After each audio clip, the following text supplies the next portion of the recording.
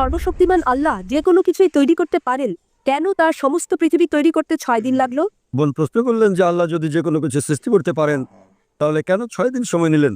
বোন, আল্লাহ যদি চাইতেন একদিনে সৃষ্টি করতে পারতেন, তখন আপনি বলতেন যে কেন একদিনে তৈরি করেছেন, 6 দিনে কেন নয়? কারণ আল্লাহ 6 দিনে এটা বানাতে চেয়েছেন। কোরআন বলে যে আল্লাহ যা ইচ্ছে করেন তাই সৃষ্টি করতে পারেন। অনেক আয়াতে আছে, আল্লাহ বলেন কোরআনে সূরা আলে ইমরান অধ্যায় 3 আয়াত নম্বর 59, إن مثل عيسى عند الله كمثل آدم خلق من تراب ثم قال له كن فيكون। আল্লাহ আদম আলাইহিস সালামকে সৃষ্টি করেছেন যেমন তিনি যীশু খ্রিস্টকে সৃষ্টি করেছেন ধুলো থেকে, তিনি বলেন হও আর তা হয়ে যায়। আল্লাহ যখন কিছু সৃষ্টি করতে চান তিনি বলেন হওয়ার হয়ে যায়, তিনি ইচ্ছে করলেই এটা হয়ে যায়।